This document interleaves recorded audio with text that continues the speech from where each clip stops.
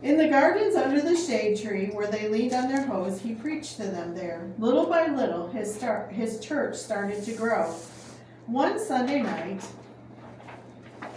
at the close of service, when the altar call was given, some young maidens arose and came down to the altar to pray. One of Chief Chattooga's wives was among them. Some gathered around and helped her pray. Back to the old chief she went. I'm a Christian now. Now, Chief, I can't do the things I used to do. I won't grind your snuff for you. I won't cook your beer for you. I won't do your demon dances anymore. I'm a Christian now. The next day, Chief Chattooga stormed down to the mission station yard with 6 or 8 of his councilmen as witnesses. Down in the yard, he walked back and forth, yelling with all his might. He had what we call a tantrum. Samuel, I don't care what you do, but you leave my village alone. Yes, Chief, we understand. Back to his village he stormed. Samuel carried on with the building of the church. Little by little they continued to grow. The months rolled by and the rains came. 45 to 50 were jammed into that little mud church. Then one Sunday night, when Samuel gave the altar call, among those that came down to pray, a second of Chief Chattooga's wives was among them. Back up to the old chief she went. I'm a Christian now, Chief. I can't do the things I used to do.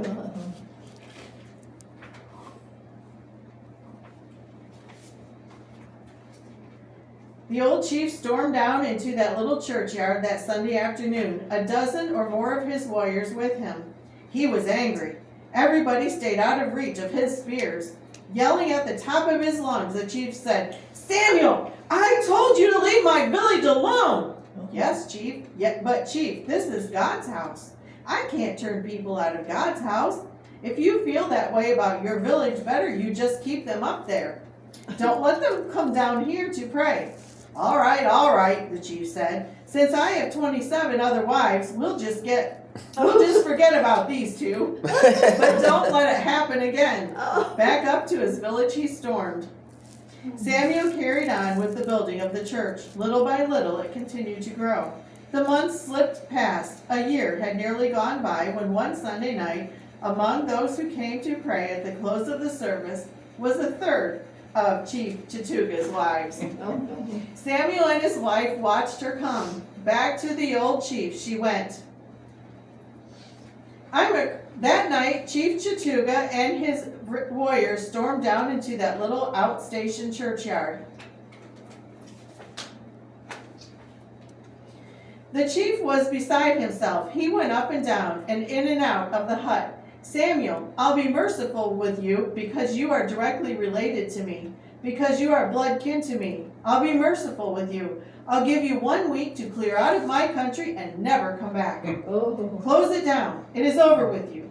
You understand, Samuel, if you ever call these people together again, if you ever ring this church bell out here to call them, I'll hear it up there on the mountainside. If you are still here and touch that bell, I'll come down here in this yard. We'll put you and your wife and your baby in the church and we'll set fire to this church. We'll see if that God that makes my people disobey me will come to your rescue. It's finished. Get in out of my country. Back to his village he stormed. The news spread across the African grapevine like wildfire. The chief had given the ultimatum to him. Everywhere Samuel went that week, a whisper had spread across the land ahead of him. What are you going to do, Samuel? What are you going to do? I don't know what I'm going to do. God had determined what to do.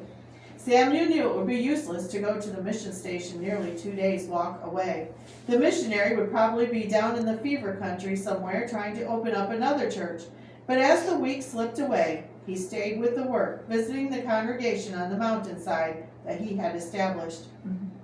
Saturday dawned bright and clear. His little wife tied the baby onto her back, and down the footpaths that crossed the mountains of Africa they went, preaching and praying with the people in their little gardens. Back again over the mountainside to the outstation church that Saturday night they came. All week they had prayed and fasted. Tomorrow is the Sabbath day. You must either go or ring the bell, Samuel. What are you going to do tomorrow? I don't know what to do. If you take the baby and start walking toward the mission station, you can get there before they discover you are gone. I will stay behind and ring the bell in the morning. Oh no, Samuel. God put us in this work together, and God intended for us to stay together. I'm not going to leave you now. There's only one thing left for me to do. I'm going to go over there to that church, and I'm going to talk to God. And I'm going to stay there until God answers me. The wife got down on her hands and knees and crawled through the low doorway of the parsonage to put her baby to sleep on the floor. Samuel slipped into the little mud church. Already the tropical night had descended and a great tropical moon hung in the sky.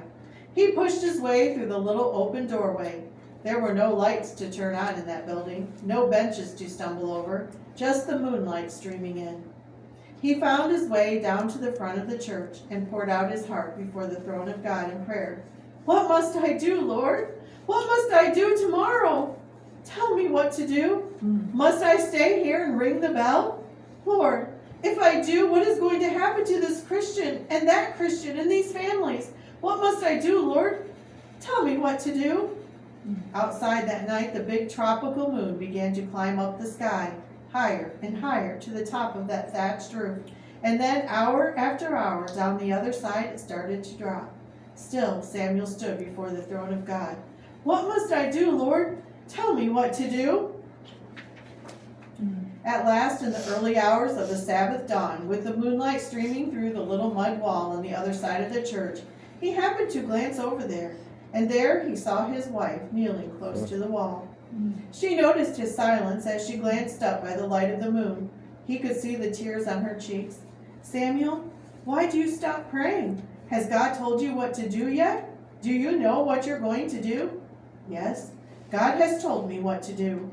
These are the words he has given me. For he hath said, I will never leave thee or forsake thee. Amen. So that we may boldly say, the Lord is my helper, and I shall not fear what man shall do unto me. Amen.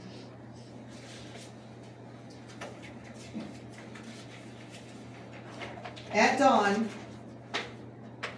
as dawn broke across the dark continent, Jesus came down into those mountainside of Africa and wrapped his great arms of strength and love and peace around that little pastor and his wife.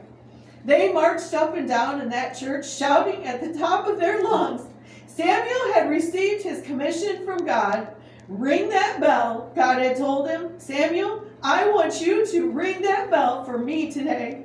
I want you to ring it if you have to ring it to the gates of eternity. I want you to ring that bell. Amen. Samuel hunted around in the dim light of the early dawn. He found a great 15 or 16-inch post with which he pounded the plowshare. He wasn't going to ring it yet, but he wasn't going to be late. Back and forth in front of his church he paced. Already in that early dawn, little clusters of people filled the mountainside. As they sat on the rocks above the long grass, watching down there toward the outstation yard, up and down Samuel paced, back and forth. The first golden rays began to come up in the valley. There sat Chief Chattooga with his warrior in silent ranks behind him. He was muttering to himself, that man intends to ring that bell. I'll make an example of him that will never be forgotten in this country. We will see about this God of his today. Samuel paced back and forth. He had his commission. Ring that bell, God had told him. He glanced up the valley. He watched that tropical sun as it hurled itself into the sky. He didn't know it took so long for it to rise. He knew when it reached a certain place in the thorn tree, it was time for the morning service to start. He watched it as it climbed into the branches of that tree. Up and down he paced, back and forth.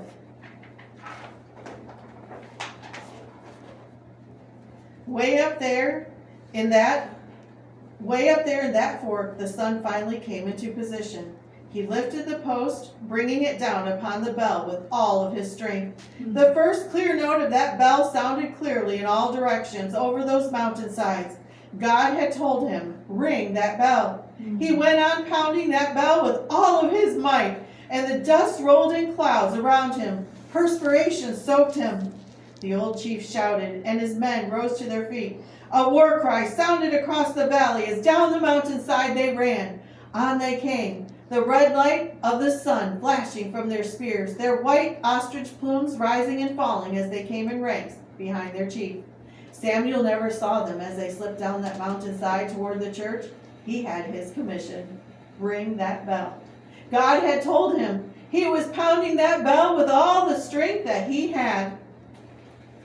Way back at the mission station, 35 to 40 miles away, the day before, the missionary and the district evangelist had come riding into the yard. Weeks and weeks they had been down in the fever country. After they ate supper, they retired, but as was his custom before he retired for the night, he dropped to his knees beside the bed. The next day would be the Sabbath day. Way down across that bush country of Africa, those little pastors would be standing in their pulpits preaching against all the darkness of Africa. One by one, he took those African preachers and their wives, and he put them up before God in prayer, asking God's blessing upon them, and put them back in their churches. One by one, he crossed the district, put them up before God, and put them back. He took little Samuel and his wife, and he put them up there before God that night, and God sent Samuel back to his mind. He put him up there a second time and tried to put him back in his church, but Samuel wouldn't stay there. He tried it again. It must be the fever. It must be that I'm just tired. I'll feel better in the morning. The missionary rolled into bed to try to sleep. Outside, the moon started to climb. Higher and higher it climbed as the night slipped away. The missionary lay tossing back and forth on his cot. About 12 o'clock that night, he slipped out of bed. He hunted around in the moonlight and found his riding clothes and slipped them on and pulled on his long riding boots. As he started to tiptoe from the bedroom, his wife was awake. "Where are you going at this hour of the night?" "Something is the matter with Samuel. I've got to find out what's the matter." And we'll stop